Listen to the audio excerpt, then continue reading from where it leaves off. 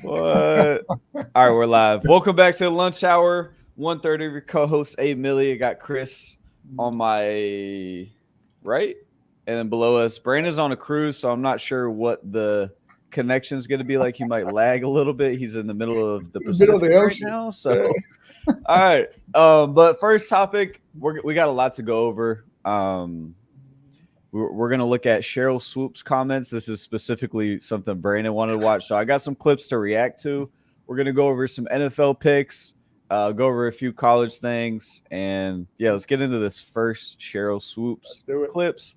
Obviously, speaking about Caitlin Clark for context, she has been known to be a little bit of a hater of Caitlin Clark, if I'm just keeping it a buck. So Okay. yeah, let's It's get good this is the first clip. First clip. There's two. Caitlin Clark right now probably takes about 40 shots a game.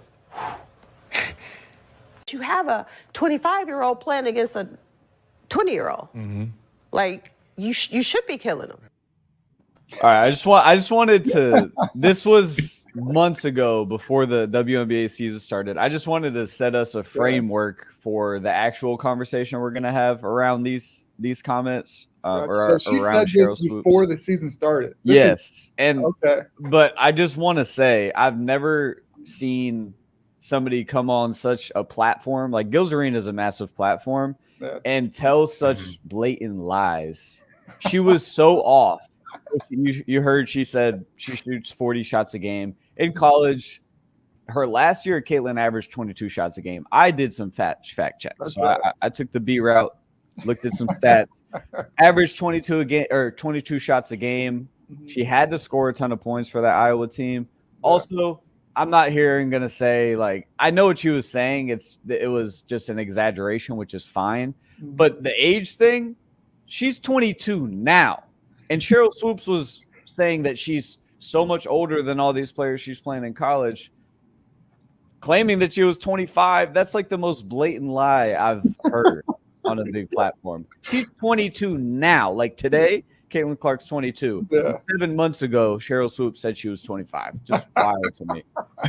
Do you guys have any thoughts about that before we move on to the other That's comments? good context. That's good context. I mean, there was a lot going around, like controversy with any person who gets super popular and is like getting talked about amongst the greats. There's inevitable fallout in terms of like haters and inevitable like contrarians. And she just it seemed like she took a bad angle at it. Cause Yeah. I mean, she had to get her say it. Cheryl Swoops is one of the greatest of all time. So like Caitlin Clark being in that discussion automatically brings her into a certain level of like competitive spirit of like, look, I gotta, give my claim to fame here. Why I deserve to be in this conversation, or better, really. Which the WNBA, Caitlin Clark hasn't proven it to the degree of Cheryl Swoops yet. Of course, obviously, she's like one of the greatest of all time, but still, you see a little bit of old head type of stuff here, where you're like, too much to. I could guard her in my day or whatever, You got any comments for that one, B, before we move on? I think the comment at 25 obviously was an over-exaggeration, but maybe the COVID year might have added some context, or not context, but added some you know how like when we all like the COVID year added an additional year, she might have been talking about that. I can clarify this. I'm gonna let you finish your thought. Alluding to it. That's the only thing that I would say, oh, she's 25 is because she probably thinks that she had a fifth year or something like that. Right. But so that adds 3 years, because that's a really unreasonable thing to say. That's what I'm saying. Yeah, but like she took it and ran with it is what I'm saying. Yeah. But why is she doubling these stats? Like, I understand exaggerating things, but shooting 22 shots a game, just for context for basketball fans, your best player should shoot 18 on a regular team, men's or women's basketball. You talk about the team Caitlin Clark was on. She had a few players, but they were all role players. Yeah. Nobody could one of her running mate, Kate. I don't know her last name. Kate Martin. She's not a scorer. Like Caitlin had to score for that team, and it boils down to, okay, you're shooting 22 shots a game. Why are you able to shoot 22 shots a game? Obviously, you shoot at a very efficient rate. So I don't care if you do shoot 40 shots a game. If you're shooting 50 from 3, and 55 from the field or whatever the case is. How many does Steph shoot? I mean, I want to compare them. I don't know. I'm not. It's around. It's a lot. So I've looked at Steph. It's between, depending on the year, anywhere between 18 and 22. Right. It's really. What did I say? You know, It's 17, 18, like at all levels though. So like, yeah, there's no doubt. You know, I'm sure Steph has shot 25 plus, but regardless, it's a different situation. And then also in regards to the COVID year, that I'm glad you brought that up, B, because Caitlin, there was another issue another comment. I couldn't find the video, but Sheryl Swoopes had an issue with Caitlin about, and another blatant lie was saying that she broke the record using her extra year of COVID. Caitlin Clark broke the scoring record within 4 years. So another lie. And these are exaggerations. That's not an exaggeration. That's not true because you're talking very specifically. That's not something you can elaborate or exaggerate on. I'm gonna try to reel it in because this stuff really pisses me off. I'll be completely honest. So I'm gonna try to keep it pretty professional, but it's like, wow, Sheryl Swoopes. Like, no, I feel it. And also, Chris, you alluded to the fact that she's one of the best players of all time at the women's level. Shouldn't you have some kind of responsibility or standard for yourself? For yourself. To get these things correct. And also the old head thing, why you're building a lot of players up, Sheryl Swoopes. Why are you so, like, I'm talking about, I don't have all the context, I'm trying to add more, but she raves about players, Chris. Okay. So why are you kind of selling this short? I don't understand. I just don't like the lies. You can have your basketball opinion, no doubt. Hey, sports talk show, have your opinion. But when you start lying about statistics, you want to bring statistics in. They gotta be they better be right. So I fact checked her, just like the rest of the world did, and it's egregiously false. It's insane to lie about someone's age and in the frame in which they broke a record. Insane. That's a crazy angle for sure. All right, man. I think with this, so I feel strongly about it too. I didn't do a lot of fact checking because honestly, I don't feel like I need to, like, in the sense of like, it was just that egregious, right? Like, you're talking about someone who, first of all, minds her own business. You don't say nothing to nobody. So number one, from the angle of talking about being humble, she might be a little bit, of a competitor on the court, but that's playing basketball. That's just what it is. But she doesn't bother nobody. She just plays basketball. Like, that's what I love about Caitlin Clark, is just that she doesn't say anything to anybody and is always positive. She doesn't say nothing crazy. I think the part that's frustrating is, So she's definitely about the game. I'm agreeing. Yeah, exactly. So that's number one. I just love the part. So she doesn't incite any of this, which is crazy. So everybody's just so upset that she's doing something that they felt they should have been able to do. And so now they're getting upset with us because as fans, we really enjoy seeing her play. She's just really electrifying. How she's literally the woman version of Steph Curry. And so they hate the fact that she's getting all this praise, especially Sheryl.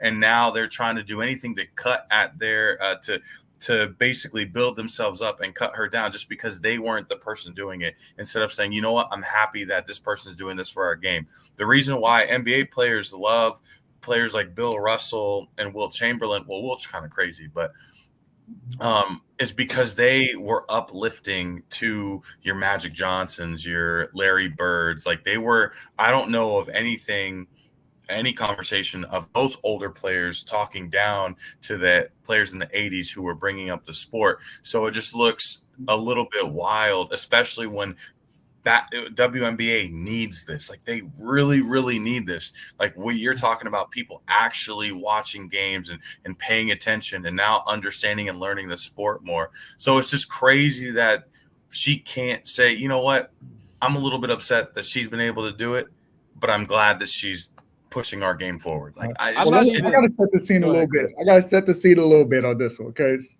I hear you. I definitely hear you. But the reason why a lot of the vets were up in arms and upset a little bit is because Caitlin Clark has done a lot for the game, obviously, but in like glorifying what she's done for the game, a lot does get lost in the conversation in the sense that they don't recognize what those vets have done for the game as well. Like I've been, as a sport management professor, I've been looking at growth rates of professional leagues for a while, and the WNBA was growing for the past few years before this Caitlin Clark phenomenon, which it is exploding.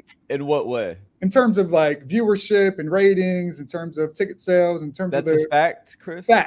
Facts for years. So I've been saying this for years. So progressively, year by year, the numbers have been improving for a fact. Yes, at a certain point, we started to see growth, and it was few years before Caitlin Clark was who Caitlin Clark was. What did that growth look like? Because if I'm being honest, not as extreme as it has been.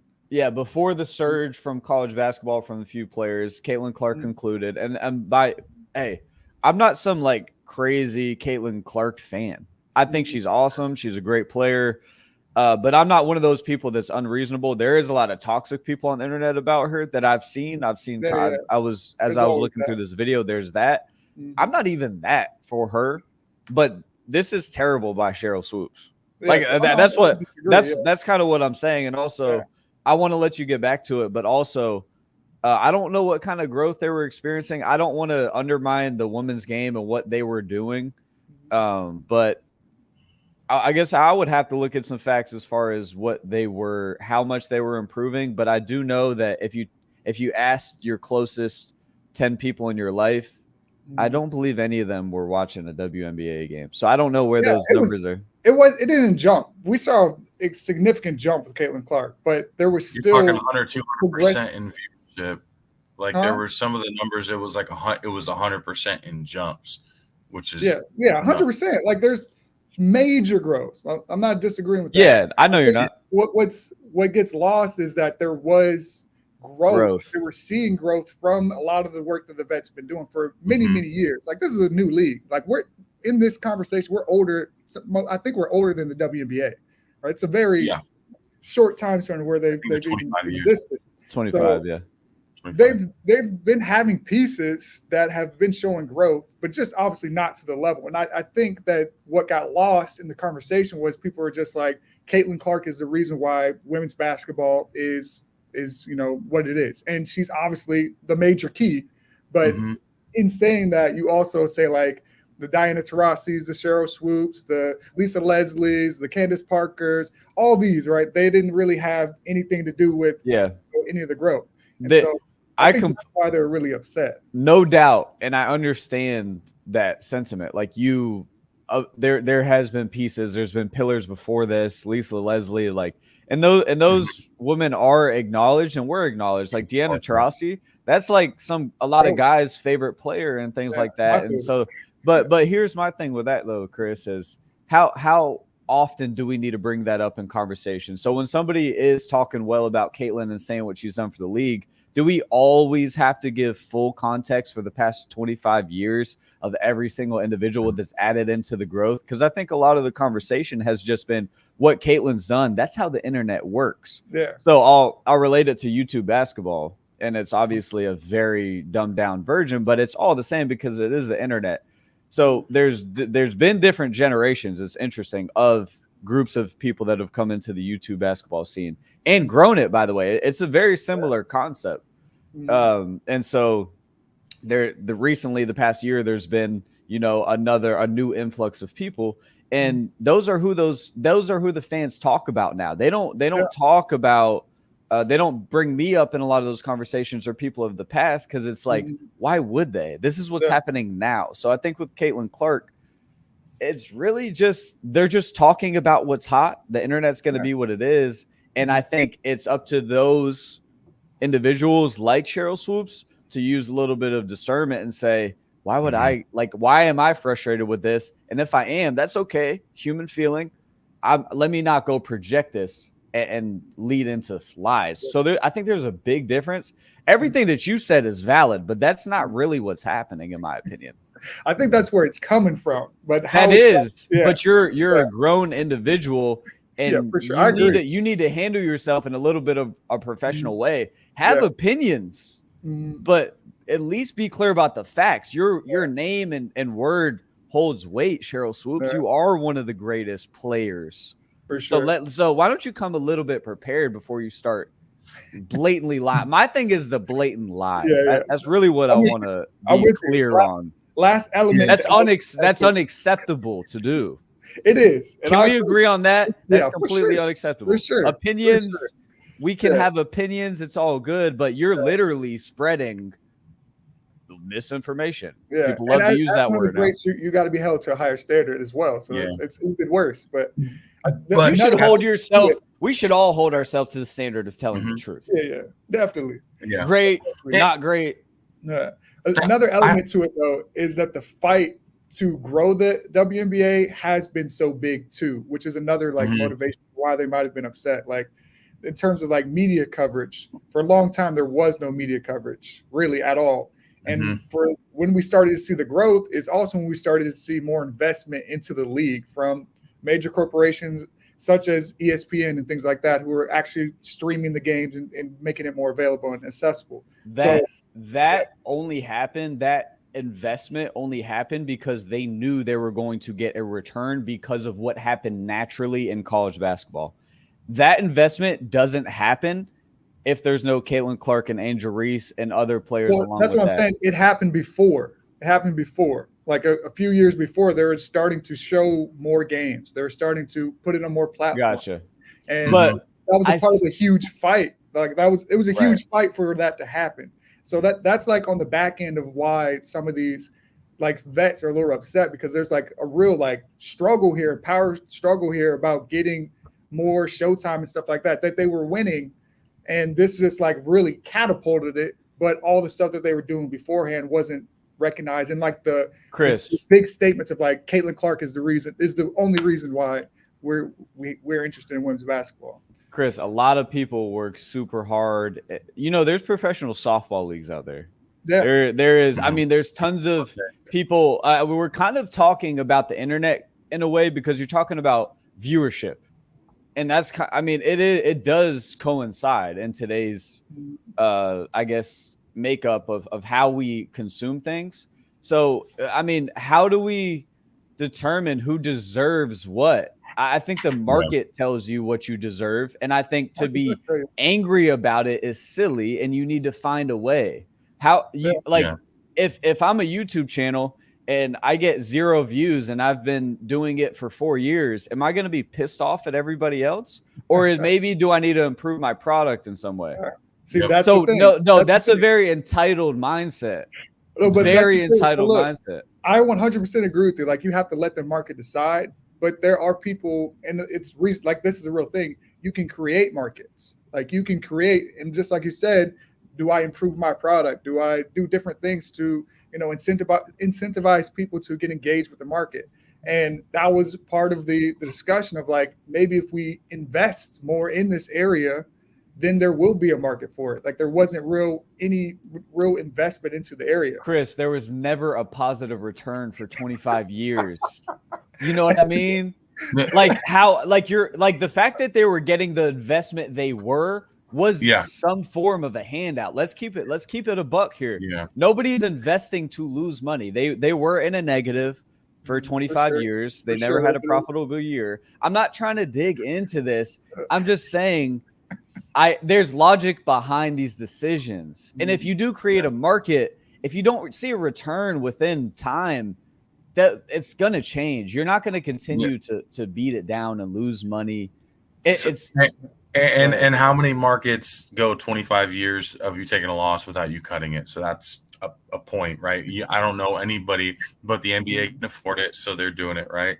I think for me, I get the statistics, I get everything, but I'm going to go back to, Caitlin ain't do nothing to you.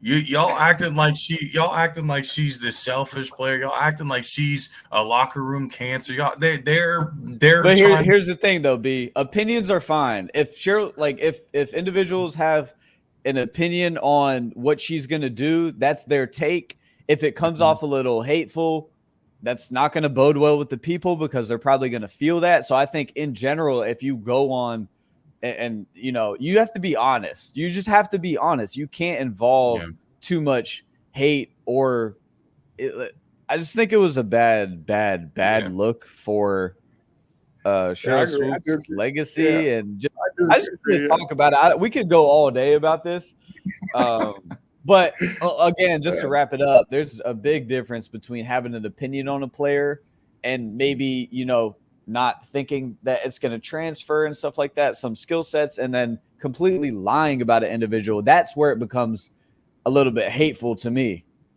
Yeah, I agree. To lie about one thing, you slip up a little bit, you slip up. But when you lie about 3-4 things that are like the easiest things to type into Google, all she had to do, how many years did Caitlin Clark play college basketball? How many years how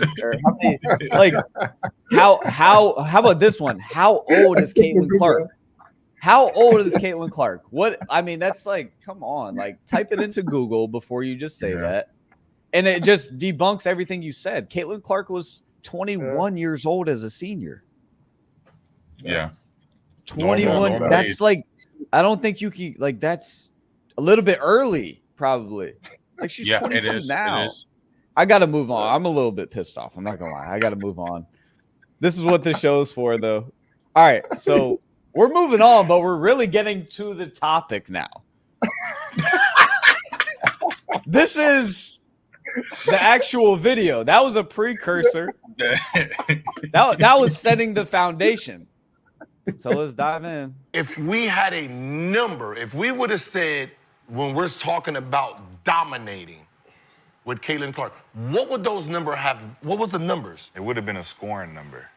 Exactly. Yeah. Right? Because of that high clip, shooting it. Right, So right. we'd have been like, That's what she did. Do you consider 20 that's points what I per was saying game? when you said So it. you don't consider 20 points per game? So if her stats, when we're saying she won't do this in the W, she averaged 31.6, 7.4 rebounds, 9 assists, right?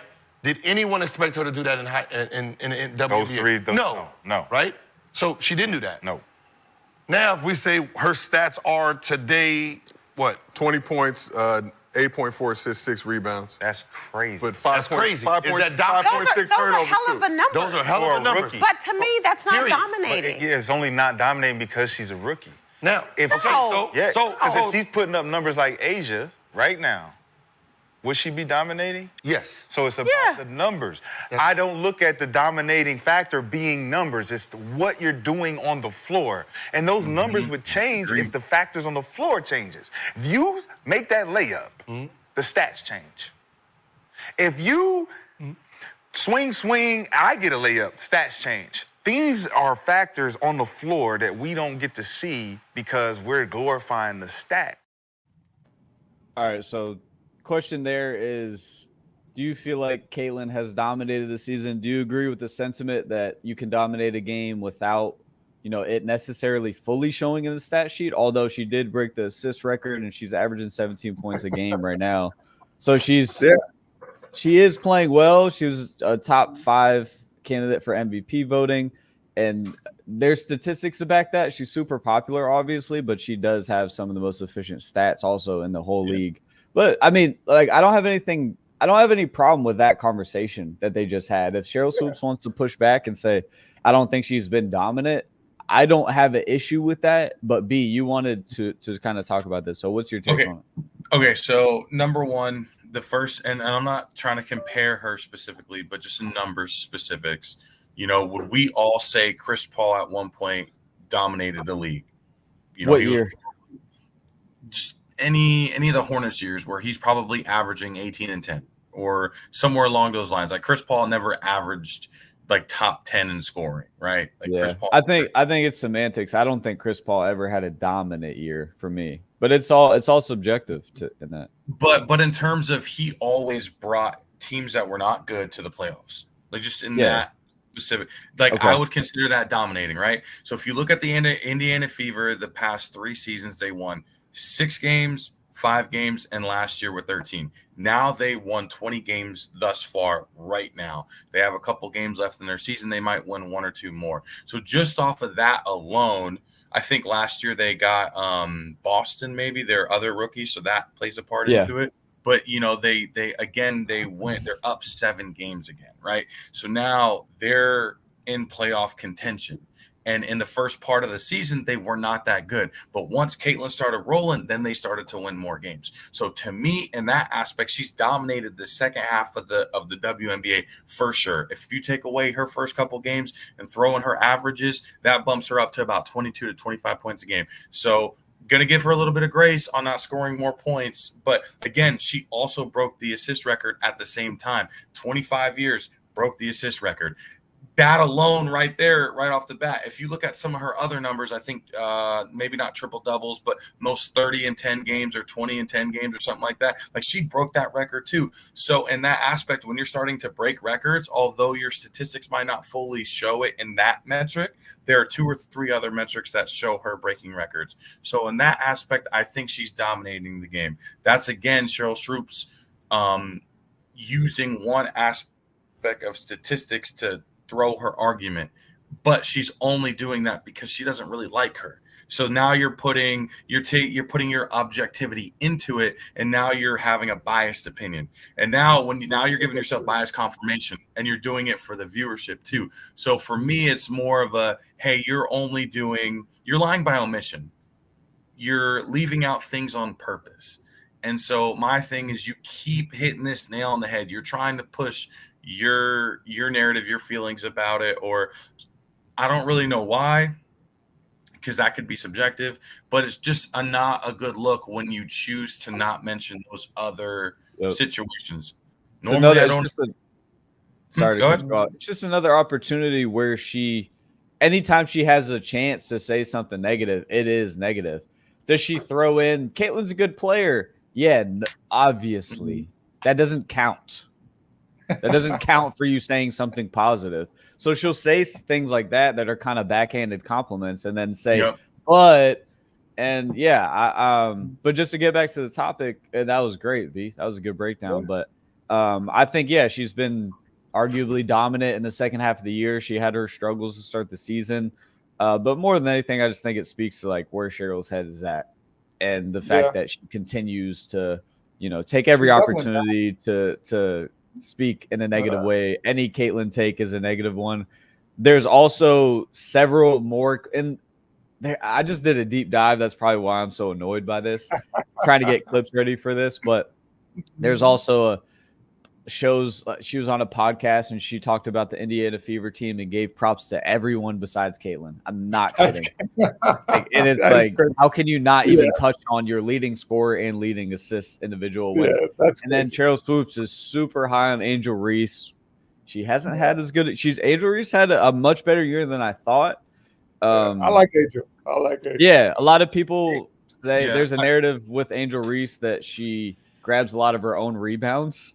So her double doubles are a little bit inflated or misleading, because if you miss 4 shots in a row and get your own rebound, that's 4 rebounds right there. Hey, it's not easy to get your own rebound. Shouldn't miss open layups, that's Chris. Impressive. That's impressive. I'm getting rebounds. You're getting your own miss. This is my rib. You're getting your own miss. I'll take 40 shots if I want to. You're not going to stop me. But that inflates the rebound stat. Stop me. I'll miss 1,000 times. I'm going to get this bucket that I want right here. And then you have a double-double. But listen. Angel Reese is also having a dominating year. So if you say Angel Reese is having a dominating year and it doesn't follow it, so is Caitlin Clark, or like when that topic comes up, it has to be they're both in their own respects, in their own positions. They're dominating to a degree, right?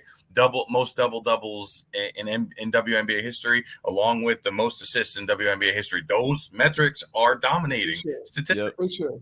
And they have drove business to a 100%. Negative, and now they're profitable. Yeah. And that's how life should work. That's all I'm saying. Why are you so mad about the results? I'm sorry. Like, there's plenty of people that work very hard. Come on. Let's be real. Let's keep it a buck. There's a lot of people that work very hard and get a lot less. And hey, what are you going to do? Like, the results are kind of the only thing that matters in business. The market is the only thing. So to ask for things, like, you'll never catch me asking for something that, hey, why don't I have 100,000 views on this video? Everybody is This world is not okay. This world sucks. I'm being treated unfairly. Video might be kind of boring, bro. Yeah. I think too. I gotta another move on. thing- We gotta move on because this is Wait, really I wanna- frustrating. I want to throw That's what I'll do. Go throw ahead, this dude. last little sentiment at it, and this is how you kind of know that they don't pay attention to the parallels between the NBA and the WNBA. In the NBA, you have players in the same space that they're in, right? You have your Bill Russells, all those older players. They didn't get paid a lot. However, the NBA really loved that they were such a benefactor for the league. I can't think of the other word, but an ambassador for the league. The Yeah. NBA, And it's an always- equality thing. I think the league should exist, and I think. And by the Mm-hmm. way, women's basketball, especially at the college level, WNBA, it's more like the NBA, but college women's basketball is some of the best basketball being played just for the Mm-hmm. sport. Obviously, there's physical differences, but I love watching women's college basketball. They play as a team. It's enjoyable to watch. It's very enjoyable to watch. Great basketball. That's why it Yeah. blew up the way it did. It had some personalities in it, but the product is really good. The WNBA is a little bit more like the NBA, a little watered down. I don't like the NBA product and where it's at right now. So it's not a WNBA thing. It's like no the way that. well, Go ahead, B. my point was more specifically on like you have older players that didn't get paid, and then the NBA kept them around and gave them opportunities to get paid and leave their mark as a commentator, right? So Cheryl Swoops is not really, she's saying, I'm not the one who made it explode or whatever, but she's missing that aspect of once it gets to a certain point, she's going to be asked to be in these to call games when it does get bigger at a national level, to be at these all-star games, to be sitting in judging whatever the skills contest. I'm not quite sure, I don't follow All-Star Weekend for them, but she could have been an advocate for it. Obviously give your opinion, but not like that. That's crazy. Do it Maybe, in a maybe this is her market employee to get on that seat when people do get asked. She was already there. That was the Yeah, that's issue. what I'm She saying, got. but She was That's given the true. seat to lie. Yeah. Just don't lie. Yes. Say Caitlin Clark is not going to be a legend. Say whatever you want to say. That's an opinion. Yeah. Don't lie. I'm done with this conversation now. All right, We got to move on though. Man, wow. I need to recollect my thoughts. Chris, this is a good time to transition into the landscape of college sports as a whole. It's getting some healthy conversation. It's getting some better vibes. You teach this, so you're a professor at Florida State University, obviously, for people that don't know. So this is what you talk about. This is what you study. Inform us a little bit about where college athletics is heading with NIL and things like that.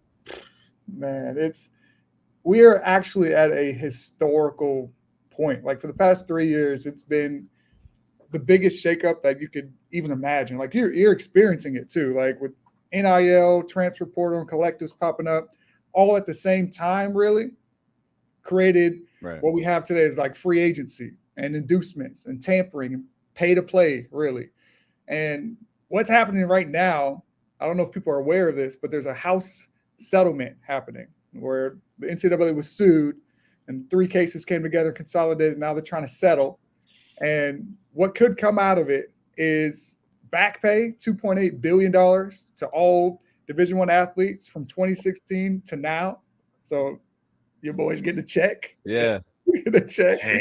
What's that check look like? The Joe Burrows and people. Is that over under 10,000? For me, under for sure. For sure. A few thousand though? Can we pay some bills with it or? We could pay a bill. Maybe a band. I might get a band. Okay. I might get a band. But like a Joe Burrow or Saquon Barkley, they might get over $1 million. Wow. But then the second biggest thing that's going to come about is revenue share. So athletic departments, athletic programs are going to be able to share up to $21 to $22 million with their athletes. So that means players are going to be getting paid. Salary cap. Yeah. Well, that's the thing.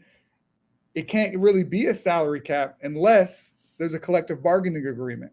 unless athletes, and if there's a collective bargaining agreement, that means the athletes are probably going to have to be employees. So that's why this is such a huge historical moment, because it creates like this situation where it's obvious that players are getting paid to play for the athletic performance. And so this whole idea of amateurism really is going to be shattered even more. It's been shattered for a long time, but like, there was a change. There was a change 1 or 2 years ago to where now we all know, and it's acceptable to know socially that they're getting paid. Were they getting paid before there was definitely cases. I mean, there's no way around it, you know, obviously. But now it's acceptable. It's acceptable as public information. So what changed it? My question for you is, how does that look for us socially? People looking in on these athletes, because right now you have people getting paid. So what's the difference? You're saying they're going to get how does the finances change for the school? Are they allocated 21, 22 mil, or, you know, because right now it's an NIL deal, which is more businesses, boosters, maybe funding. So is it the NCAA that will fund these teams? I'm trying to understand what you're. So right now, how it's set up is athletes are essentially getting paid through collectives, and it's supposed to be for NIL, true NIL is what they're calling it, which is like marketability, you know, like endorsements and stuff like that. But obviously they're getting paid for their roster value. Like they're getting paid to play. What's going to be new with this revenue share is that A, it's going to be obvious that they're getting paid to play, but B, they're getting a percentage of the revenue from broadcasting rights, from ticket sales, from sponsorships. They're getting a set percentage from that. And so now that's what the revenue share is going to be. So that's what the difference is. And it only opens up a much bigger can of worms for the NCAA. Like we could end up in a near future where big time Power 5 football, or Power 4, Power 2, however you want to describe it nowadays, breaks away from the NCAA and joins with the CFP as their own governing entity. Let me ask you this. It's impossible. This is going to have to be a new segment. Professor Chris. Look, the next settlement is on September the topic today. The next preliminary hearing with the judge is on September 26th, bro. Let me ask you this. Is this a positive? What could this potentially look like 10 years from now for college athletes, college sports? 10 years from now, is this a positive, or could you see it being negative? Oh yeah, there's definitely major pros and cons, and there's a variety of different models of how collegiate sport could look if these things happen, which it's inevitable that a lot of these things are going to happen. So give me one model that you think is most likely of what we could be seeing 10 years from now. 10 years from now, what I just described, I see FBS football, the top programs breaking away from the NCAA and creating their own league from the NCAA. Oh, for sure. Well, so Chris, let me ask you, would they be enrolled? Would this be college, or would this be Alabama football team instead of Alabama University? And they'd have to still be tethered to the university. So they would still have to go to class. Athletes. Yes. Go to class. 100%. I mean, there's not very popular models out there that, you know, break away from academics, but mostly it's just not realistic. They're going to have to be tethered to the school. It would just be like Division 1A elite, you know, like that's what it would essentially be. Those are models out there too, like another subdivision. If it were to stay underneath the NCAA, there could be another subdivision to where those top programs in the Big Ten, the SEC, and some other, you know, big time programs that actually make money would be in this new subdivision. Because they have more money to pay players, and players are going to want to go. The best players are going to want to go there, so that way their teams are going to always be stacked. You know, I think that happens now too. I think that's a real negative for the sport. 100%. I agree. There's definitely arguments against it. That's a real negative. I mean, you don't get Northern Illinois beating Notre Dame like we saw 2 weeks ago. Like that makes college football. If it gets broken away once again, you already have FBS and FCS and Division I, Division II. Mm-hmm. Why do we break it up into this elitist? You guys are capable of losing to, you know, much less teams. I know it all boils down to business, but I think that would be super negative for college sports. Yeah, I understand that for sure. And now what I'm about to say is probably complete fantasy land, but there's a way that you could still have that. And this is really far out. But Okay. what you could end up doing with collegiate football is have like a promotion and relegation system, just like you have with Premier League football or soccer over what they do with the promotions, relegations. And so you still have teams who are at the lower level. I see like what you're saying. North Dakota States, who can play a big time team and, maybe even reach into that stratosphere if they wanted to invest into the program. Right. So promotion relegations for people that speak English, because Chris is smart. Yeah, I have no idea Basically, if you're in a lesser division, it allows you the opportunity to, whether a lot of it's performance based in a lot of leagues, at least for overseas basketball and stuff like that. I know they have it in soccer, but you can move up to that elite, that next category. So whether it be from Division 2 to Division 1 or Division 1A to Division 1A elite, who knows what this is going to be 10 years from now. Yeah. But man, I don't like the sound of that. It's all business driven too, and it really takes away from the It is. sport. And now let me give you one more thing that really like shows you the reality of this. How much money do you think the NCAA makes from college football? Yearly, annually? Annually? Give a number, B. Give a guess. I say like anywhere like $1 billion Hold on. every Yearly. year. I might go crazy with it because I have no idea. 10 billion. $0. What? Zero. Oh, In man, that's- 1984, Board of Regents versus NCAA changed everything. The conferences are the only organization really that are allowed to make money off of broadcasting and media rights, which is where all the money comes from. So NCAA makes $0. The conferences are who make the money from college football, as well as the CFP. So the power is with the conferences and the CFP. Okay. So the SEC, so it's not the NCAA that people need to be up in arms about. It's the individual conferences. By the way, I have no problem with anything that's going on personally. SEC, make your money. I don't care. I'm entertained.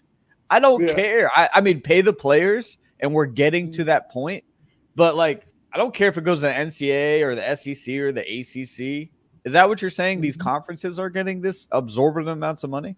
Yeah, the conferences are who gets the money from the media right broadcasting deals, right? They're getting all the revenue, and they're the ones who are sharing it with their schools, and the schools are sharing it with their players. And where they're getting that money is from major networks like Fox and ESPN. So if you're looking at who's really controlling college sports right now, it's network executives and commissioners of conferences, specifically like the big ones, like Big Ten and SEC. Like, Right. it's a real reality that we might see these entities break away from the NCAA and come together, get their own media deals like they already have. So they already are individualized from what I'm hearing. They just compete under the scope of the NCAA, and obviously you have to go, through protocol and regulations that the NCAA has provided. But as far as business, which we know sports is a business, they're already individualized, so they can break away and play up.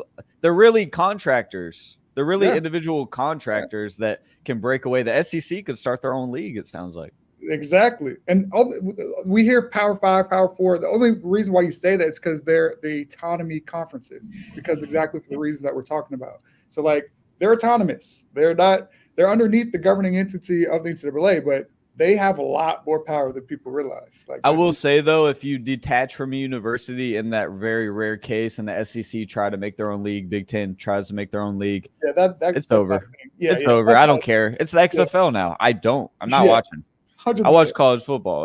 That wouldn't work. But it's interesting just to understand how it all works. Oh yeah. So we need this segment at least once a week. Oh, and it's gonna. I mean, we've only scratched the surface. We've only scratched the surface, and it's getting crazier every day. It's wild. Getting crazier every day. That's some good info. All right, let's get into Week 3 NFL picks. You all know how we do it. We don't have records yet, so I'm excited to see who's leading. Look, right I'm now. down bad. Well, I have to really understand how we do the cover aspect of it. So we'll talk offline, because it's not wins or losses, it's who covers. Yeah, the points so matter. I'm not gonna lie to you. Yep, I was getting confused. So we'll, All right, we'll touch base later. And I feel you, B. I feel you. All right, Denver Broncos in Tampa playing the Bucks. The spread is Bucks are favored by 6.5. Let's make our picks. Who you got? I got Bucks over. They win by a Easy touchdown. Bucks to win Easy by a Bucks. touchdown. Yeah. You guys are going there. Yep. Broncos are not good. Bucks have it. They have it in them. You know, I like the Broncos. I like the Broncos to lose by 6. I think the hook gets them. Okay. The hook's gonna get me home. I'm going Broncos plus 6.5. Next up, we got Chargers at Pittsburgh playing the Steelers. Shout out to Chris's dad. Big Steelers fan. Big Yes, Steelers sir. fan. The bird. Justin Fields still starting in Pittsburgh.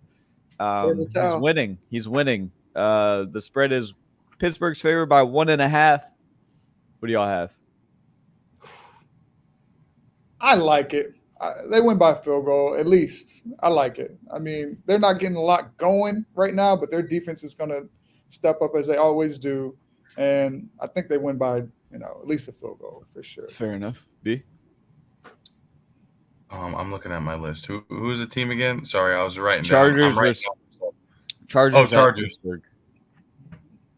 Is that your pick? Chargers. Yeah. Yeah, I got Chargers as well. Next up, we got the Bears going to Indy to play the Colts. Colts are favored by 1.5. Caleb Williams, not looking great, Chris. Look, I'll give him. He looks like a gamer. He does look like a gamer. In what way? Like you can tell he wants to win, and you could tell he has the talent wasn't really a question ever, but Yeah. he's putting it out there on the line to try to win games, and you can see it in him. Like I can see the gamer in him.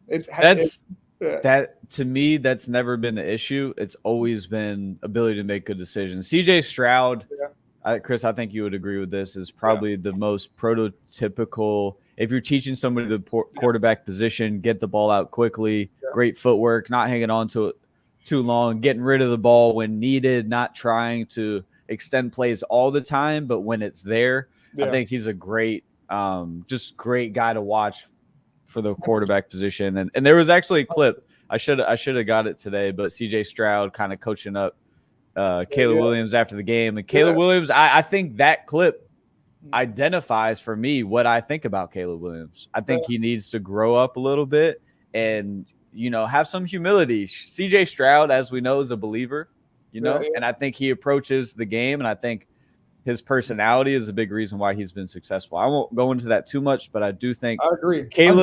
Caleb has a lot of growing to do, and the reasons, if he doesn't succeed, it's on him. He has the ability, he has the arm, he has the wheels, but can he process information? Can he be disciplined down by down? That's the quarterback position. Yeah, I agree. He's a gamer, Chris. He's a gamer, Chris, but so is Tim Tebow. That's true. Hey, I agree. Tim Tebow was a lot less talented. For sure. I'm not Who going we rolling with, though, here? Chicago going into Indy. Indy favored by 1.5. I'm going to take Indy. Okay. Yeah. B? By the field goal. I'm going Bears strictly because the Colts gave up 45 points in the past 2 games. So that's probably relatively average for the NFL, though. That's like 22 but and compared to 23 the Bears only gave up 35, I believe. And so given the numbers of what they're going to score versus I think they only scored 36, but so you don't care how much they scored or who they played or their opponent. You're just going off of right now. That's all I can do until I understand the game a little bit more. I gotta Fair enough, go. B's still learning football. We'll get him there. But this is a matchup I'm interested in because I think I had a similar take on Anthony Richardson as Caleb Williams. Similar ordeal. Yeah. I think with Caleb Williams, I think Anthony Richardson has better leadership qualities, but I still think he needs to get the ball out a little quicker, make easier plays, and then, he can throw the football 80 yards. He can make the huge plays. He got crazy arm talent. He made a jump though from year 1 to year 2. I like Anthony Richardson now. I think he's going to actually figure it out eventually. But I'm excited to see the quarterback matchup between Caleb and Anthony. Really excited, actually. Like I'm telling you, these guys are very similar coming out of college. But I got Anthony taking that one. I got Colts by at least 3. Yeah, so I'm rolling with the Colts. So next up, go ahead, B. I was going to say, because that tells me that the Bears defense is much better than the Colts, and I'm going to get on the side of defense in that regard.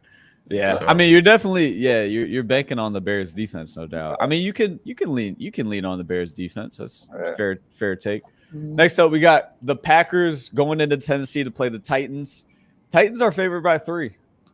Definitely. I'm going Packers, I think. Well, did Jordan Love play last week? I didn't even know. He did not, but Willis looked pretty good. They went in, they upset somebody. Okay. They beat somebody. Okay. I'm definitely going Packers though. So with that, taking the field goal. Yeah, definitely. Who are you taking, B? Oh, Packers. I'm going Packers as well. I think it's weird that Tennessee's favored by 3. I think at least maybe a push there. They don't look good. Maybe Green Bay loses by 3 and we push. So wait, let me. This is going to be a real dumb question, but this feels simple enough, right? Mm-hmm. So if we're talking about the spread in this one, so the Packers at this given point, if the Packers lose by 3, we tie. Okay, but if they win at any point, whether then we win. If they lose by 2 or 1 or win, Packers win the side. Okay, gotcha. Okay, cool. And if it goes the other way, 4 or more, then gotcha. Next up, we got Philly going into New Orleans to play the Saints. Saints are hot. They are hot. Heck, right now. They're rolling. Offense coordinator rolling. Derek Carr rolling. Yeah. Kamara is looking like old Kamara. Yeah. Philly coming off a bad loss to Atlanta. I mean, just a bonehead decision a tough drop by Saquon. Good play call. I don't know if you guys watched that game, but I was very happy that Kirk really, got it done in a big moment. He did. 6 for 6 on that final drive, or 6 for 7. Drake London put those moves on that corner. Yeah. That was filthy. Yeah, beautiful. Who y'all got? Philly is getting 2.5. So Saints are favored by 2.5 in New Orleans. So y'all going with the hot team? Is this we gonna see some aggression here? The Eagles have the pieces. They really have the pieces. Like they could show up. And they have guys. They have guys. Could look much different than it has early, and it's early. But the Saints are really rolling. It's hard to beat a team when they're clicking. They're clicking right now. Big stat guy, B. How many points do the Saints have in the past 2 games? 91. 91. Went into Dallas and put up a 44 piece, I believe. So they score 91. They allow 29. Just numbers guy. Clear who you're going with. I mean, if you're a numbers guy, you got the Saints by 30 in this one. For sure. No, that's not. But 2.5 easily the Saints. Okay. I actually am going with the Saints as well. Shout out to my dog Tyrod, man. I don't know, but I got to roll with the Saints as well. I got to roll with the Saints as well. Yeah. I mean, the Philly really does have guys at every skill group. Defensive. I mean, they got Jalen Carter. Their pass rush didn't look good against Atlanta. They got guys, man. Like Jalen Hurts is great. Devontae Smith, AJ Brown's coming back this week. CJ Gardner-Johnson. They have Darius Slay. Yeah, I mean, maybe some pressure on the head coaching job because Philly's not too happy with him anymore. He was beloved last year, but the kind of immaturity is kind of seeping through now. It looks like. I feel like they just like the last couple of games of last season and the first few games of this season. They haven't been the same football team that they were when they were rolling. There's a drop off. Yeah, they were undefeated to now. So we're all going Saints there. Next up, we got Houston going into Minnesota. Minnesota's been surprisingly good this year. Yeah. Texans are favored by 2 in Minnesota. Who do you guys like? Texans, at least by a field goal. CJ Stroud, baby. Come on now. B. They look good all around. I actually like the Vikings. I'm going Texans. This I'm not is gonna lie this to you. this is where your numbers won't work. Yeah. You have to understand Look, this is, what this, you're. is- this is You have the to one. This trust is your the one thing that I eyes. got right now. But you made your pick. Uh, Go ahead though. I Let didn't me know. hear a I'm stat. no. I'm full blown. I'm sticking to it. I'm full blown sticking to it. Let me see. Let me hear your stat. What's your Yeah. reasoning? Okay, so the Vikings are 51-23, and I think the Texans are like 48-40. So they score 48, what do you they mean? allow 40. Oh. Vikings are 51, they allow 23. So I mean, yeah. at the end of the day, I gotta go with what I know. Hey, Oh let me, my gosh! I hear those logic is numbers. Hilarious. Hey, let me tell you a saying in football. I mean, this is true in a lot of sports too. It's but, gotta be who they play. I understand that, but I don't have two- to. I don't have time in to look football, at that. in football, 2 + 2 doesn't always equal 4. That's like that. That's a saying. That's a saying. And I'm not saying that analytics definitely has a huge role in major sports, but like you could draw a play up perfectly against the perfect defense, and it doesn't work out how it's supposed to work out. Like, and this is another one of those examples. Those numbers aren't going to tell you the story right now. I don't think so. Nah. We'll see, But- though. I mean, we'll yeah. get to the future, but Yeah. Oh, Brandon, that's funny. All right, next up. Look. I know, but hey, Next guess I up. gotta trust Sam Darnold. Oh, he just Googled the QB. Next up, we got Panthers going into Las Vegas. Vegas is favored by 5. that's it. Carolina is a dumpster fire right now. Bryce Young benched at QB. Andy Dalton coming in. You an Andy Dalton guy, Chris?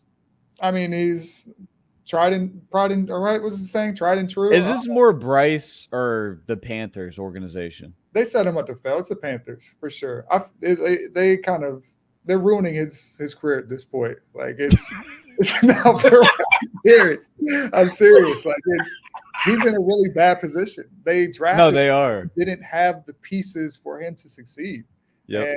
And he performed poorly. Now there's same similar element with the Caleb Williams things of like being a leader of men, and I haven't really seen that from Bryce Young at the quarterback position, which is something that you need. He's a lot more impressive mentally, though, I will say. Yeah, well, yeah, in certain degrees, but he doesn't degrees. seem as like a guy that could really get a bunch of grown men behind him. And like, I think he has more. I know what you're saying. I think he has more of a CJ Stroud approach. Yeah. Like if you take away CJ's last year, and it was phenomenal, and he proved himself through his actions. Now he's a leader through actions. If you take that away, I think it's similar personalities. I don't have a problem with Bryce's ability to potentially lead, but he's got to have some kind of proof on the field to become that person. He can't become that. I think if he tried to become that person, the locker room would hate him right now. Yeah. You know what I mean? So I know what you're saying, though. It wouldn't be genuine. It wouldn't be genuine. Like his leadership style is effective if you're effective. Like, because he's kind of like he's like a show me type of dude. Like, I want to let my plan. I'm going to lead by example by what I'm doing. Like, and I respect that. But like, he just hasn't been able to get that going. And it's going to be hard to get guys behind you if that's like your style, which is like, so I don't know. All that to say is I feel bad for his situation right now. Hopefully he ends up getting to a spot where he can shine and like get some redemption going. But Panthers really set him up. They set him up. Yeah, it's the worst. It's the worst organization in the past few decades. I mean, seriously. Like Baker got out of there. He's in Tampa now, and he's thriving. Hopefully, the same happens to Bryce. I hope he doesn't quit football before he gets another chance because I'm telling you, he's going through some mental battles right now. But who you got, Chris? Sure. The opposite of the Panthers. I don't even remember who they're playing. Vegas. Vegas. Oh, Vegas favored by 5. So, okay. Yeah, definitely a touchdown up on it. B, if you're a numbers guy, I know your pick, so I'm going with the Raiders as well. Full board on the Raiders here. They only scored 13 points in 2 games. That's off.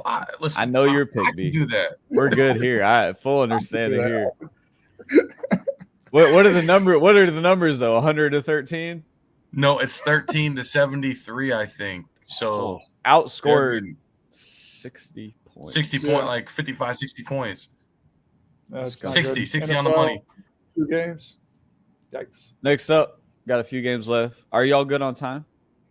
Yeah, I'm good. You're okay on time? All right. Dolphins going into Seattle. Tough tough place to play. Tua's been ruled out. Just for some context, we talked about that situation a little bit, but Seattle's 4.5-point favorites in Seattle, and at quarterback you have what's his name? Something Thompson, Skylar Thompson or something. Yeah, he's like number 19. He's a quarterback. He played a little bit the year before last and came in for Tua and improvised a little bit and looked pretty good. He definitely overachieved last time he came in when Tua had his other concussions the past year. So this is honestly an easy pick, and it might shock you that I don't think there's going to be a crazy drop off at quarterback.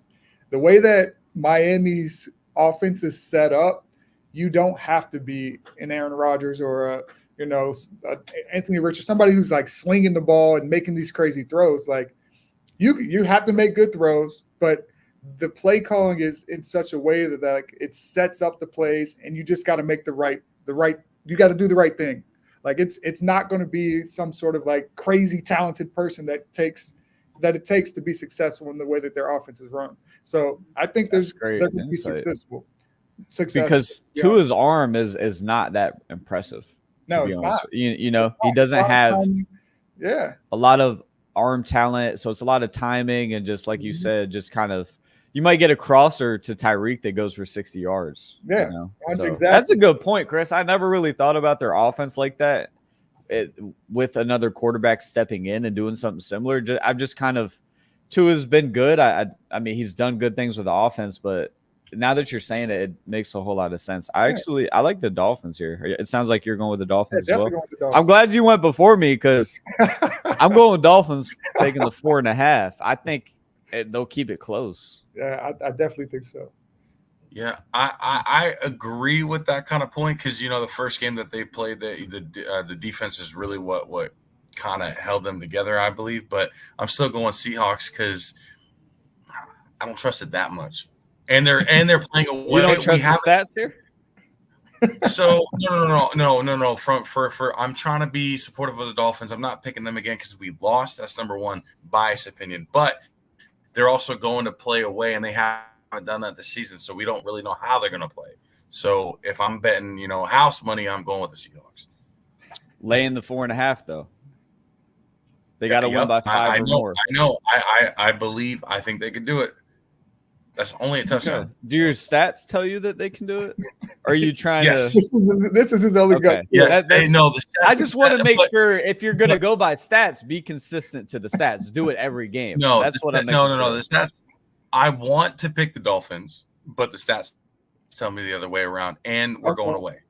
Okay. Exactly. So that's going kind of stick to the stats. I respect that all across the board. Yeah. Niners going in to Los Angeles to play the Rams. Niners are favored by 6.5 on the road. Who y'all like? I definitely like them to get the win. 6.5. Got my boys Jared Verse and Brandon Fisk over there doing their thing for the Rams. Mm-hmm. I'm gonna just, they're getting some pressure. I'm gonna give it to. I'm gonna give it to the Rams in terms of the spread. I think the Niners get the win, but I don't think they cover. Rams definitely have some inflated negative stats. That's probably the reason for B's look there. They got mollywopped by the Cardinals. That was shocking. I didn't see that happening. I loved the Rams before last week. Now I'm confused. How good are they? They look great against Detroit, and then Tampa goes in and to Detroit and beats the Lions. So I don't know what the Rams are now. This is true. B, go ahead. I think B's rolling with the Niners here if I'm right. I mean, the stats were so inflated. Sure. Cardinals put up 40 last week. But they still lost to the Lions by 6. So I mean, what's the cover? 6? 6.5. 6.5. Ooh, that's tough. But that Lions game went to overtime. That's context to the numbers. So that's 6 a little bit. I'm still going. No, I'm going 49ers. I still got a little bit.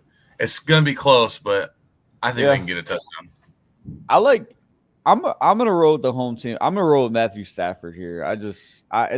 They're at home. That helps a ton in the NFL. I mean, it helps in any level of NFL or college football. But I don't know, man. There's just like I don't know how the Niners are right now. I'm a little bit confused there too. I don't know what they are yet. Are they the team of the past few years? It doesn't look like it. We're 2 games in, so I'm not going to say they aren't. But if you're giving me 6.5 with the Rams and Matthew Stafford at home, I like the hook. They could lose by 6 and we win there. So next up, another interesting one, NFC battle. Lions going into Arizona to play the Cardinals. The Lions are favored by 3. Kyler Murray has been slinging it. Yes. I'm going to start us off. I got the Cardinals with the field goal. What do y'all got? Is it 2.5, you said? 3. 3.5. Just the field goal flat. Just as a tidbit, I knew Harrison was going to be like this in the league. Oh, he's filthy. Let's real quick, Chris, top 3 receivers, top 3 rookie receivers this year. How would you rank them? So you got like I couldn't even tell you. Okay, so I'll do it real quick. I love Brian Thomas Jr. in Jacksonville. Yes. I think he's stuck. He's stuck with us in Jacksonville, which is unfortunate. But he's a little different. I don't know. You can speak to this more in the specific skill set because I have a good feel for football as a whole, but playing the wide receiver position, really the skill set. From what I see, Marvin Harrison Jr. is the most polished and route running and getting out of his routes. He's like he kind of reminds me of Stephon Diggs, but better.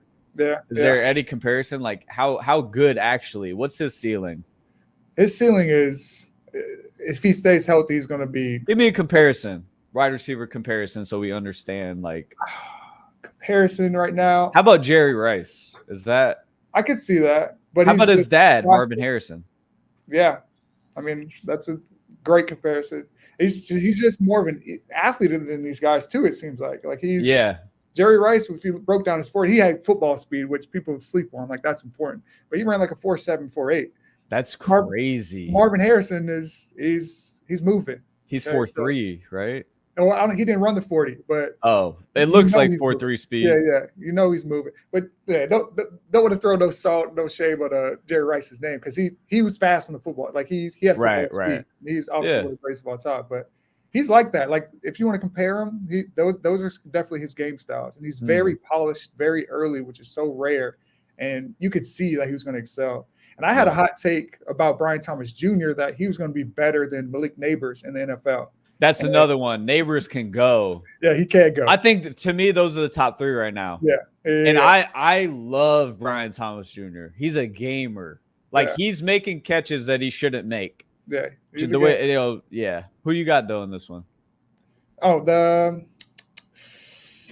just gonna go with the Lions. Lions. So to win by 3 or 4 or more. Yeah, I think Who you got, B? Oh, he's going with the Cardinals. The inflated stats from last week. Yeah, they're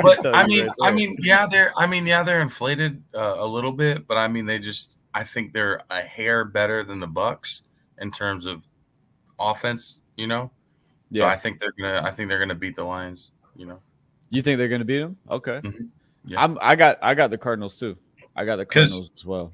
Because you're getting the field goal at home. It's really hard to win in the National Football League, and it's really hard. This could be a 3-point game, or I could see the Cardinals win it outright. The way their offense look, Kyler Murray's balling right now. Yeah, the Lions look scrappy though, so this is definitely one of those picks that I'm like, I'm tough. If I had to flip, I feel Lions aren't scrappy. They're good. Yeah. They're a contender. They're a Super Bowl contender, no doubt. Yeah. So I definitely Sorry, B. I was just gonna say I like how they've been playing.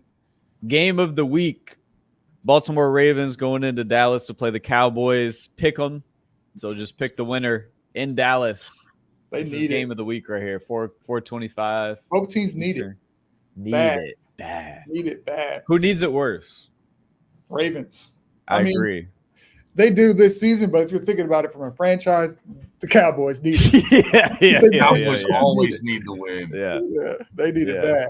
But I'm just going to go ahead and give it to the Ravens. To be honest, if we're just going to outright win, Yeah, they have to win this one. bad both loss do last good. week. Yeah, What's the spread? Pick them. No, I'm saying what's the spread for the? It's like pick them. Like it's like pick the winner. Just there's no. This one. Oh, yeah. I had Cowboys, but after what they did to me last week, I'm going Ravens.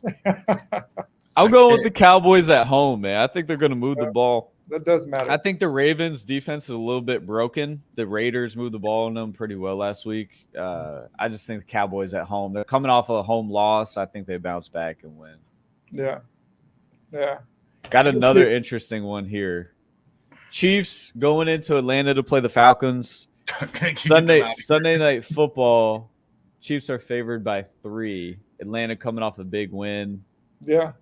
They're coming into their own. They got the Gold. I pieces. don't believe it. Fool's gold, man. I don't believe in them. They got the pieces. Gold. It's hard because I don't. Chiefs have to take a loss. I don't see them going undefeated. Right. Like, they're in my eyes, they're the best team right now, so it's hard to pick against them. And the Falcons they're kind of it seems like they're figuring it out, and they have the pieces. But I'm still gonna go with the Chiefs, to be honest. I'm still gonna go with the Chiefs with the spread. Yeah. I'm going with the Chiefs as well. I think Philly's defense is pretty broken, even though they have names. They haven't looked good. So, and really the Falcons, I mean, they scored 22 points. They probably should have scored 16 or 15, but the play call at the end. So it's not like, they even put up much against a kind of broken Philly defense. I like the Chiefs. Chiefs defense is also really good. Yeah, very good. This might be like double-digit game. B, who you got? Oh, he's on mute. I'm gonna go ahead and say he's going with the Chiefs. Yeah, I can see that too. You're I'm muted. definitely going with it. I'm definitely going with the Chiefs. All right. Next up, we got doubleheader Monday night, and now we're getting to something that I want to talk about. Jags going to Buffalo. Ooh. Monday Night Football to play the Bills. Bills are favored by 5. The disrespect. Is it though? The Bills look great last week. I mean, they do, but my Jags bias. I'll see the banner. Y'all see the banner. Yeah, you know. Don't pick with your heart here. Don't pick I know with I have your heart.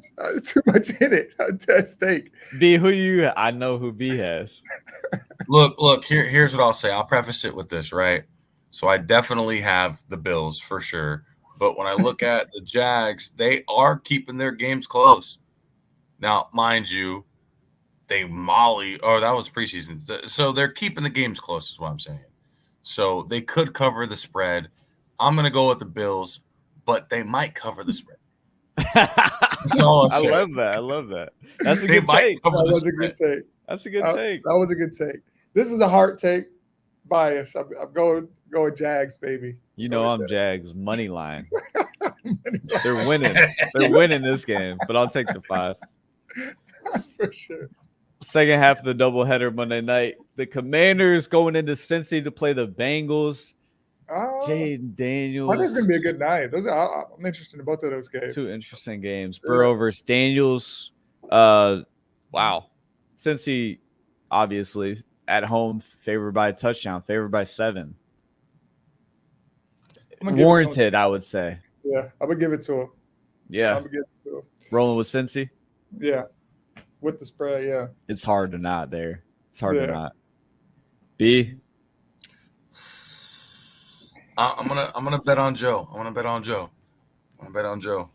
Oh no, he's picking up bottles like this, bro. Is he good? He's picking up bottles. I don't know. I'm gonna take the 7 with the Commanders. Like I'm not sold on them, obviously. But maybe a letdown for Cincy coming off of that tough loss last week. They, tough. I just maybe that took a lot out of them, and maybe the Commanders will come in like with more want and will to win this game. Kind of a reach, but I love Daniels though. I'm rooting for Daniels. I think he's incredible. So I think he can put points on the board. I think it'll be a high scoring game, honestly, because I don't think they can really stop the Cincy offense either. Yeah. So those are the picks. B, if you will, tally those. Last week, whenever you get home the next few days, tally them up. So we're not doing the Giants and the Browns or the Patriots and the Jets already happened, right? Yeah, Patriots Yeah. Jets already happened. Jets And then did I miss one? Giants Browns. Giants Browns, I believe. Yeah, that maybe. is. No, you're right. That game definitely is happening. I just don't have it here. I think the Browns. It's in Cleveland, I believe. I'm going Browns with outright win, but I don't know. With the It's spread, I think it's 2.5, Chris. 2.5. Okay, I'll take Browns. So too. by field goal, yeah. Yeah. I'm going Browns too. Okay. All right. Anything All right. else? I might be out of time. Yeah, we're good. Yeah, for sure. All right, we'll see how that goes. Appreciate y'all for watching another lunch hour. We'll be back Monday to see how these picks go. Yes, Y'all sir. have a great weekend. Peace. Peace.